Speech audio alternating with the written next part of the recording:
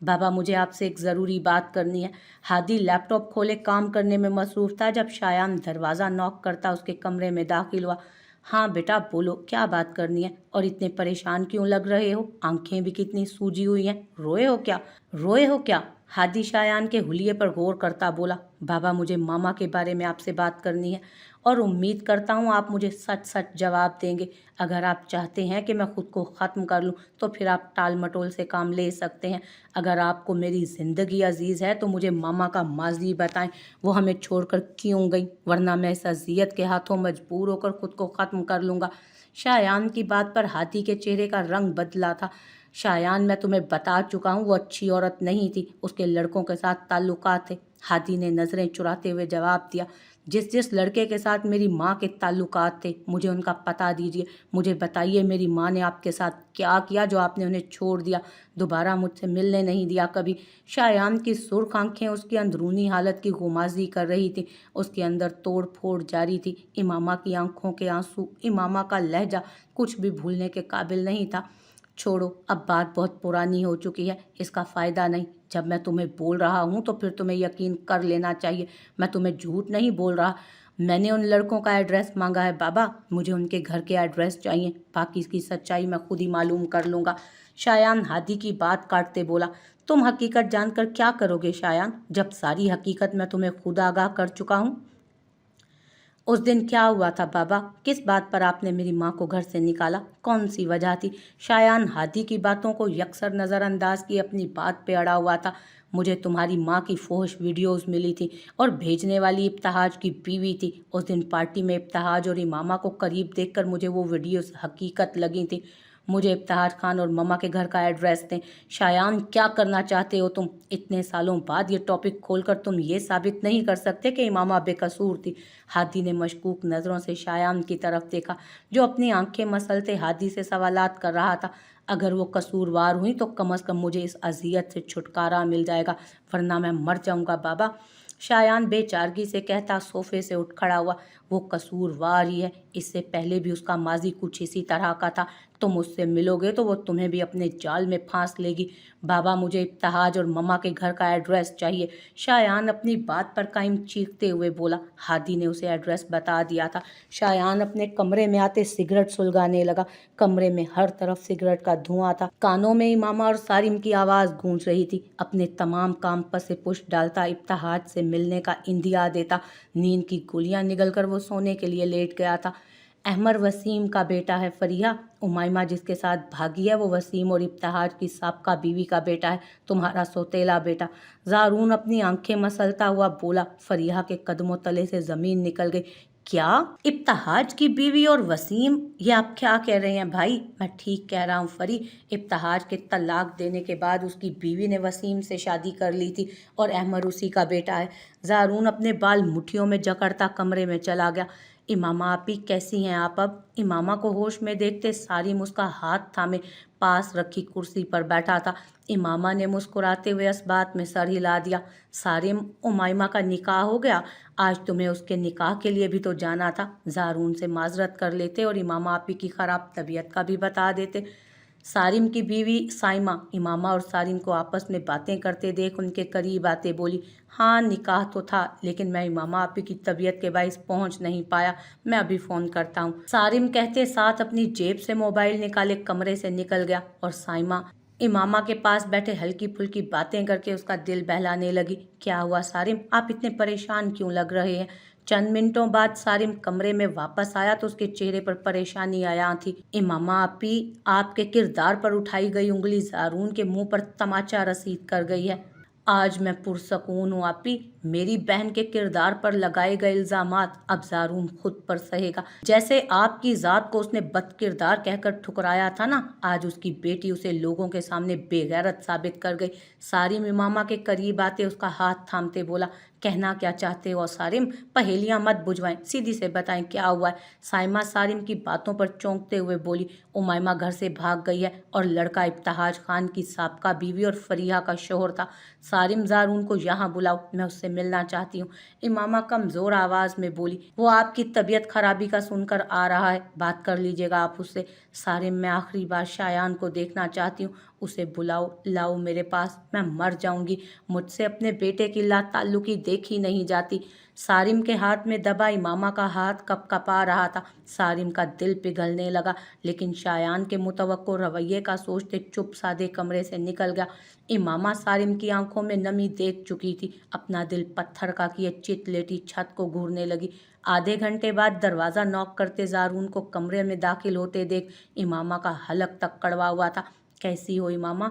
जारून ने इमामा से नज़रें चुराते हुए सवाल किया। जवाबन इमामा फातिहाना मुस्कुराहट के साथ असबात में सर हिलाती उसे बैठने का इशारा करते खुद तकिए के सहारे थोड़ा सा उठ बैठी।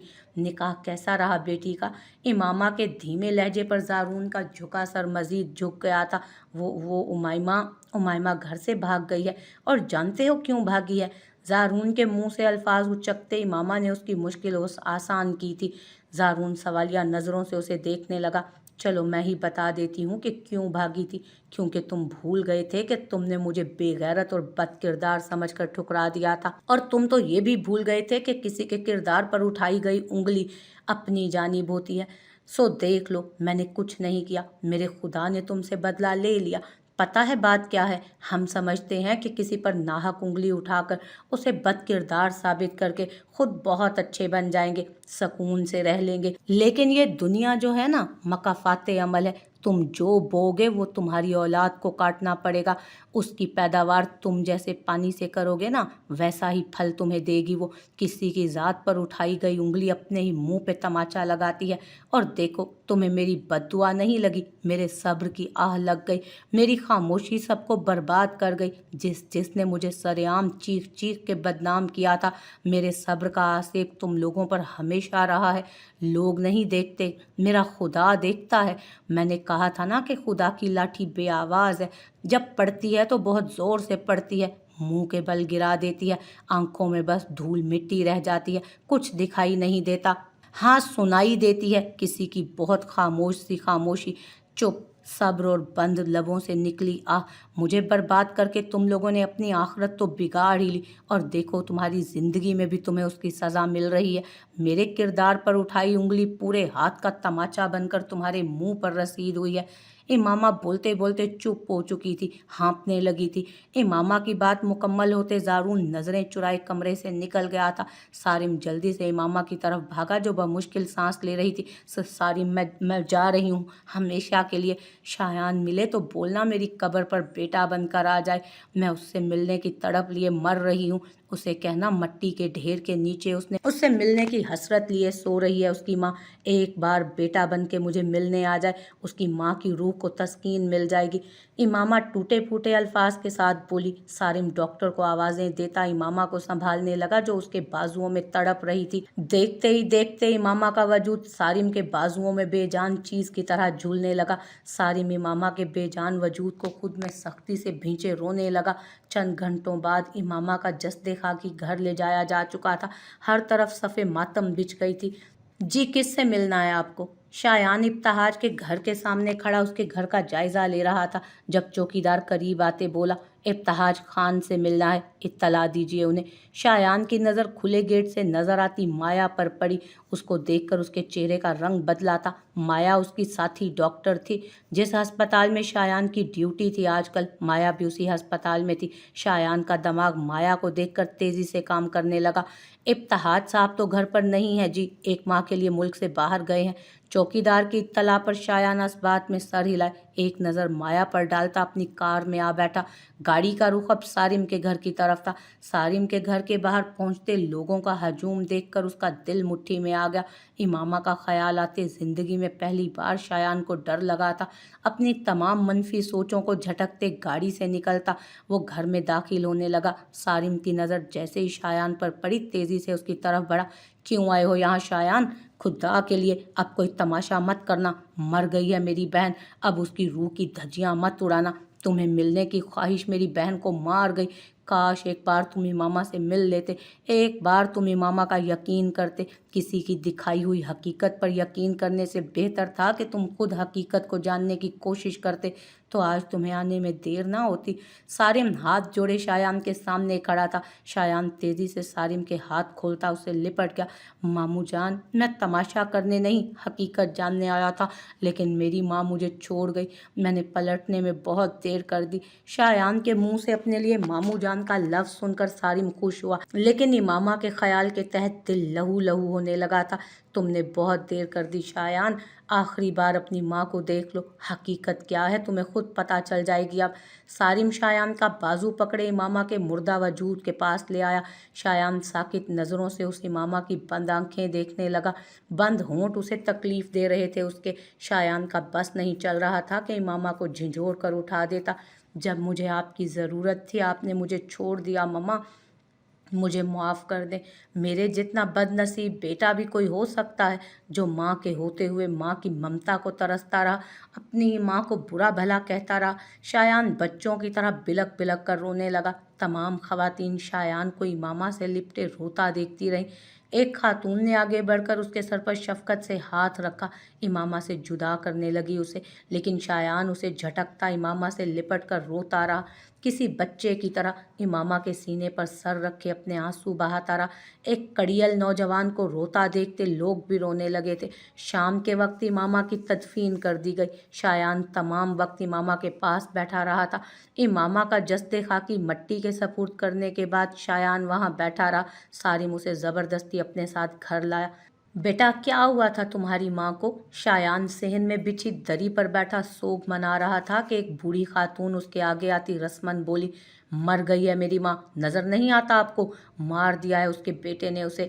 شایان کے چیخنے پر خاتون منہ بگاڑتی اسے دیکھنے لگی۔ سارم نے شایان کو چیختے دیکھ کر اسے اپنے ساتھ لپٹا لیا۔ شایان سارم کے مہربان کندھے کے ہوتے بلک بلک کر رونے لگا۔ ہادی کے بار بار فون کرنے پر شایان اپنا موبائل بند کر چکا تھا۔ چند دن سوگ مناتے گزر گئے۔ سارم نے شایان کو مزید تکلیف دینا مناسب نہیں سمجھا۔ شایان خود بھی اس بارے میں بات نہیں کرنا چاہ رہا تھا۔ امامہ کو مرے 1 ہفتہ ہونے کو تھا۔ ہادی کو امامہ کی موت سے کوئی فرق نہیں پڑا تھا۔ شایان امامہ کو خود پر حاوی کیے ہوئے تھا۔ شایان سارم کو کال کرتا، اپنے آنے کی اطلاع دیتا۔ 1 گھنٹے بعد اس کے سامنے بیٹھا تھا۔ ماموں جان، میری ماں کے ساتھ کیا ہوا تھا؟ شایان جھکے سر کے ساتھ بولا۔ سارم نے بغور شایان کا چہرہ دیکھا۔ اسے شایان پہلے دن کی نسبت کافی کمزور لگا تھا۔ آنکھوں کے گرد سیاہ حلقے کافی گہرے ہو چکے تھے، رنگت زرد پڑ گئی تھی۔ چلو میں تمہیں فریحہ سے ملواتا ہوں، جو اس حقیقت کو اچھے سے جانتی ہے اور اہم اداکار ہے اس سارے کھیل میں۔ سارم نے اٹھتے ہوئے شایان کو بھی اٹھانا چاہا۔ میں ابتہاج خان کی بیوی سے بھی ملنا چاہتا ہوں، جس نے بابا کو وہ ویڈیوز بھیجی تھی۔ میں جاننا چاہتا ہوں کہ وہ ویڈیوز سچ تھیں یا جھوٹ۔ ان ویڈیوز کے سچ یا غلط ہو جانے کا فیصلہ تم فریحہ سے ملنے پر ہی کر لوگے۔ اور رہی بات ابتہاج کی بیوی کی، تو اب وہ فریحہ کے سابقہ شوہر کی بیوی ہے۔ ابتہاج نے ان ویڈیوز کے غلط ہونے اور امامہ کا گھر برباد کرنے پر اپنی بیوی کو طلاق دے دی تھی، جس کے بعد اس نے اپنے پھوپھی زاد سے نکاح کر لیا، جس نے فریحہ کو محض اس لیے چھوڑا تھا کہ اس نے امامہ کو برباد کرنے کی رشوت لی تھی اور ابتہاج کے ساتھ مل کر امامہ کو گھر سے نکالنے میں کامیاب رہی تھی۔ سارم شایان کا کندھا تھپکتے اپنے ساتھ گاڑی تک لایا تھا۔ فریحہ سے ملنے کے بعد شایان نوین سے بھی مل لیا تھا۔ امامہ کے بے قصور ہونے پر سیخ پا ہوتا اور ندامت اور پچھتاوا لیے وہ گھر لوٹ گیا۔ ہادی کو نوین کی حقیقت بتاتے مکمل اس سے لا تعلق ہو گیا۔ ابتہاج سے بدلہ لینے کا سوچتے اس نے مایا کو تنگ کرنا شروع کر دیا۔ مایا کے ذریعے ہی وہ ابتہاج کو تکلیف پہنچانا چاہتا تھا۔ اس عرصے میں شایان سارم سے لا تعلق نہیں ہوا تھا۔ مایا کے ساتھ نکاح کی خبر ملتے ہی سارم کے ڈانٹنے اور سمجھانے پر اس کا رویہ مایا سے بدلتا گیا۔ شایان، اگر تم اپنے مستقبل میں مزید اپنے لیے پچھتاوے گھیرنا چاہتے ہو تو مایا کو تکلیف پہنچاؤ، لیکن وہ بے قصور ہے، اس معصوم کا کوئی قصور نہیں۔ تم اس کے باپ کے جرموں کی سزا اسے مت دو بیٹا، تم مایا کو حقیقت بتا دو، وہ خود ابتہاج سے دور ہو جائے گی اور ابتہاج اپنی اولاد کی لا تعلقی پر بے موت مرے گا، اکیلا ہو جائے گا۔ اس کے جرموں کی سزا منتخب کرنے والے تم نہیں، اللہ ہے۔ جس نے اس دنیا میں ہی سب سے بدلہ لے لیا ہے، اسی طرح وہ ابتہاج کو بھی اسی دنیا میں سزا دے گا۔ وہ اپنے ظلموں کا تاوان بھر کر ہی مرے گا انشاءاللہ۔ وہ تمہاری بیوی ہے، اب اس کی حفاظت کرو، نہ کہ اسے بے عزت کرو۔ اپنی عزت کی دھجیاں اپنے ہاتھوں سے مت اڑاؤ۔ بدلہ لینا ہے تو ابتہاج سے لو، مایا سے نہیں۔ ایسا نہ ہو کہ تمہیں مستقبل میں پچھتانا پڑے۔ شایان جو مایا سے نکاح کر کے اسے تکلیف دینے کا سوچ رہا تھا، سارم کی باتوں نے اسے جھنجھوڑ کے رکھ دیا۔ مایا کو اپنی عزت سمجھ کر اس کی حفاظت کرنے لگا وہ، لیکن ابتہاج سے انتقام وہ کسی بھی طرح بھول نہیں پا رہا تھا، جبکہ مایا پر زبردستی اسے تکلیف دینے کی وجہ سے شایان ابتہاج سے مزید نفرت کرنے لگا۔ گاڑی روکو ڈرائیور! ابتہاج جو مایا کی گاڑی کا پیچھا کر رہا تھا، مایا کی گاڑی کا ایکسیڈنٹ ہوتے دیکھ دور سے ہی قریب آیا۔ مایا کی گاڑی کا ایکسیڈنٹ وہ دور سے ہی دیکھ چکا تھا۔ قریب آتے ہی گاڑی روکتا جلدی سے مایا کی جانب بھاگا۔ مایا عروسی لباس میں دلہن بنی الٹی گاڑی میں خون سے آلود پڑی تھی۔ ابتہاج گاڑی کا دروازہ کھولے مایا کو نکالتا تیزی سے ہسپتال کی طرف بھاگا۔ ابتہاج بے چینی سے ICU کے باہر ٹہل رہا تھا۔ دروازہ کھلنے پر جلدی سے ڈاکٹر کی طرف بھاگا۔ ڈاکٹر، کیا ہوا ہے مایا کو؟ سوری، ہم آپ کا بچہ نہیں بچا سکے اور دماغ پر شدید چوٹ لگنے کے باعث وہ کوما میں جا چکی ہیں۔ کیا؟ بچہ؟ ابتہاج حیرت سے ڈاکٹر کا منہ دیکھنے لگا۔ یس، شی واز پریگننٹ۔ ڈاکٹر ابتہاج کے کندھے پر ہاتھ رکھتا آگے بڑھ گیا۔ ابتہاج مایا کے بے جان وجود کے پاس کھڑا اپنی مٹھیاں بھینچ رہا تھا۔ مایا کے نکاح کی خبر کریم ابتہاج کے سوا کسی کو بھی معلوم نہ تھی، لیکن اس نے بھی منہ بند کر رکھا تھا۔ شایان نہ جانے کہاں غائب ہو چکا تھا۔ ایک ہفتہ گزرنے کے بعد بھی ابتہاج کے بندے شایان کو نہیں ڈھونڈ پائے تھے۔ ابتہاج مایا کے ہوش میں آنے کا منتظر تھا۔ شایان سائیں، مایا بھی کوما میں ہے۔ جی آپ جلدی سے ٹھیک ہو جائیں، وہ آپ کے جانے سے ہی ٹھیک ہوں گی اور آپ کا بچہ اب اس دنیا میں آنے سے پہلے ہی مر گیا ہے۔ کریم شایان کو اپنے گھر گاؤں میں لے آیا تھا۔ پرانا ملازم ہونے کے باعث کوئی اس پر شک نہ کر سکا۔ کریم شایان کو مایا کے پل پل کی خبر دے رہا تھا۔ اپنے بچے کا سن شایان رو دیا تھا۔ کریم اسے حوصلہ دیتے اس کا کندھا تھپک کر باہر چلا گیا۔ شایان چھت کو گھورنے لگا۔ شایان کا زخم ابھی مکمل ٹھیک نہیں ہوا تھا، لیکن شایان کے اصرار پر کریم اسے رات کے اندھیرے میں مایا کے پاس لے گیا۔ شایان کو مایا کے پاس چھوڑتے خود واپس ابتہاج کے گھر چلا گیا تاکہ کسی کو شک نہ ہو۔ مایا میری جان، میں آ گیا ہوں، اٹھ جاؤ۔ دیکھو تمہارا شایان تمہارے پاس بیٹھا ہے، تم میری کوئی بات رد نہیں کرتی نا؟ پلیز میرے کہنے پر آنکھیں کھول لو، آنکھیں کھولو، دیکھو مجھے۔ شایان مایا کے ہاتھ کو تھامے رو رہا تھا۔ مایا کے ہاتھ میں ہلکی سی حرکت محسوس کرتا شایان پرجوش ہوا۔ مایا تم مجھے سن سکتی ہو، پلیز اٹھ جاؤ۔ دیکھو تمہارا شایان کتنا اکیلا ہے میری جان، جلدی سے ٹھیک ہو جاؤ، پھر میں تمہیں اپنے گھر لے جاؤں گا، کوئی تمہیں کچھ نہیں کہے گا، صرف ہم ہوں گے۔ مایا پلیز، میں تمہیں دنیا کی نظروں سے چھپا لوں گا، ایک بار اٹھو تو صحیح۔ شایان خود فراموشی کے عالم میں بولتا ہی چلا گیا۔ تھک کر خاموش ہوتے وہیں پاس رکھی کرسی پر مایا کو ہاتھ کو تھامے بیٹھا رہا، یہاں تک کہ صبح کی سفیدی طلوع ہونے لگی۔ ابتہاج اپنے کام بھلائے مایا کے پاس رہتا تھا، اب بھی صبح ہی صبح مایا کے پاس آ چکا تھا، لیکن سامنے مایا کے قریب شان کو بیٹھے دیکھ غصے سے اس کی طرف بڑھا۔ سالے کمینے، تو نے میری بیٹی کے ساتھ زبردستی کی، تجھے میں پولیس کے حوالے کر دوں گا۔ ابتہاج شایان کا گریبان تھامے غصے سے گالیاں بکتے بولا، زبردستی نہیں کی، نکاح کیا ہے میں نے اس کے ساتھ اور اس کی مکمل رضامندی شامل تھی اس نکاح میں۔ تم کیا مجھے پولیس کے حوالے کرو گے؟ میں تمہیں پولیس کے حوالے کروں گا۔ تم میرے بچے کے قاتل ہو، تمہاری وجہ سے میری بیوی کوما میں ہے، اور کتنے ظلم کرو گے ابتہاج خان، کتنے؟ تم تھکتے نہیں ہو ظلم کی انتہا کر کر کے؟ تمہارا ضمیر تمہیں ملامت نہیں کرتا، جھنجھوڑتا نہیں ہے کیا؟ ابتہاج کی گرفت شایان کے گریبان پر کم ہوئی تھی۔ بے یقینی سے وہ شایان کو دیکھنے لگا۔ نہیں شایان، مایا میری مرضی کے خلاف کبھی نہیں جا سکتی، تم نے اس سے زبردستی نکاح کیا ہوگا، میں جانتا ہوں تم یہ سب بدلہ لینے کے لیے کر چکے ہو، لیکن میں ایسا ہونے نہیں دوں گا۔ واقعی میں نے بدلہ لینے کے لیے کیا تھا، لیکن میرا ضمیر ابھی زندہ ہے، میں نے تمہارا فیصلہ خدا پر چھوڑ دیا ہے ابتہاج، میں تمہاری سزا منتخب نہیں کر سکتا کیونکہ مجھے حق نہیں، میرا اللہ بہتر انصاف کرنے والا ہے، اب وہ تم سے بدلہ لے گا۔ थक जाओ तुम जुल्म कर कर के। पहले तुम्हारे जुल्मों का तावान माया को भरना पड़ रहा है, अब तो थक जाओ। खुदा के लिए मेरी ज़िंदगी से निकल जाओ। मेरी माँ को तो जीने नहीं दिया तुमने, अब मुझे तो जी लेने दो। मेरी और माया की ज़िंदगी से निकल जाओ। मैं नहीं लेना चाहता बदला, क्योंकि माया मेरी इज्जत है और मैं इज्जतों का रखवाला हूँ। मेरी रगों में इमामा का पाक खून दौड़ रहा है। इब्तिहाज, बख्श दो मुझे और माया को। प्लीज़ अब मज़ीद जुल्म मत करो मुझ पर, बर्दाश्त ख़त्म होती जा रही है मेरी। इब्तिहाज हाथ जोड़ता टूटे हुए लहजे में कहता झुक गया था। ये जाने बिना कि उनकी बातें सुनती माया का वजूद हरकत करने लगा था। आहिस्ता आहिस्ता आंखें खोलती माया शायान को पुकारने लगी। शायान के कानों में माया की मध्यम आवाज़ पड़ते ही उसके वजूद में ज़िंदगी की लहर दौड़ गई। शायान अपने पेट के एक जानिब गोली लगने वाली जगह पर हाथ रखते तकलीफ जब्त करता माया की तरफ आकर झुका था। डॉक्टर होने के बायस शायान को डॉक्टर बुलाने की ज़रूरत नहीं पड़ी थी। गिरता पड़ता माया का चेकअप अप करता वो पुरसकून हुआ। इब्तिहाज माया से नज़रें चुराता कमरे से निकल गया। 2 दिन मज़ीद हस्पताल में रहने के बाद माया को घर जाने की इजाज़त मिल चुकी थी। इन 2 दिनों में इब्तिहाज माया को देखते, उसके माथे का बोसा लेते, खाली नज़रों से माया को देखकर कमरे से निकल जाता, जबकि शायान माया के पास से एक पल के लिए भी दूर नहीं हुआ था। घर चले माया। शायान माया के पुरसकून चेहरे को देखता खुद भी पुरसकून हुआ। माया ने इस बात में सर हिला दिया। कौन से घर जाओगी, मेरे या बाबा के अपने? शायान उसका जवाब सुनने के लिए सवाल करने लगा। आपके घर जाऊंगी, जो मेरा घर है। नहीं, तुम इसके घर नहीं जाओगी, मेरे घर जाओगी। माया कमरे में दाखिल होते इब्तिहाज को देख छिटकी थी। शायान भी परेशानी से खड़ा हो गया। कल तक जो इंसान शायान से माफ़ी मांगने नहीं थक रहा था, आज उसकी टोन ही बदल चुकी थी। बेटियां बाप के घर से रुखसत होकर अपने घर जाती हैं, इसलिए शायान माया को अभी मेरे घर जाने दो। तुम्हारी तबीयत ठीक होते ही मैं माया की बाकायदा रुखसती कर दूंगा तुम्हारे साथ। इब्तिहाज शायान को अपने कंधे से लगाए बोला। शायान खुद जख्मी होने के बावजूद माया को सहारा दिए गाड़ी तक ला रहा था।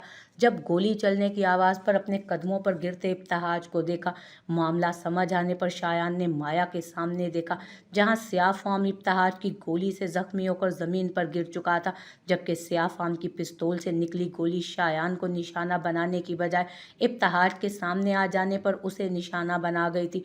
माया चीखती चिल्लाती इब्तिहाज पर झुकी थी। मुझे माफ़ कर देना बेटा, मैं तुम्हारे बच्चे का कातिल हूँ, और शायान तुम भी मुझे माफ़ कर देना। मैं तुम्हारी माँ का मुजरिम हूँ। मैंने तुम्हारे दुश्मन को भी ख़त्म कर दिया है। अब तक दोनों खुश रहना, दोनों खुश रहना। मेरी बेटी को कभी दुख ना देना शायान। इब्तिहाज अपनी रुकी सांसों के साथ बमुश्किल बोल पाया था। शायान सकते के आलम में इब्तिहाज को देख रहा था, जबकि माया बिलक बिलक कर रो रही थी। इब्तिहाज की तदफीन के बाद शायान माया को अपने बाजुओं के घेरे में लिए अपने घर ले आया था और हंसी खुशी जिंदगी बसर करने लगे दोनों।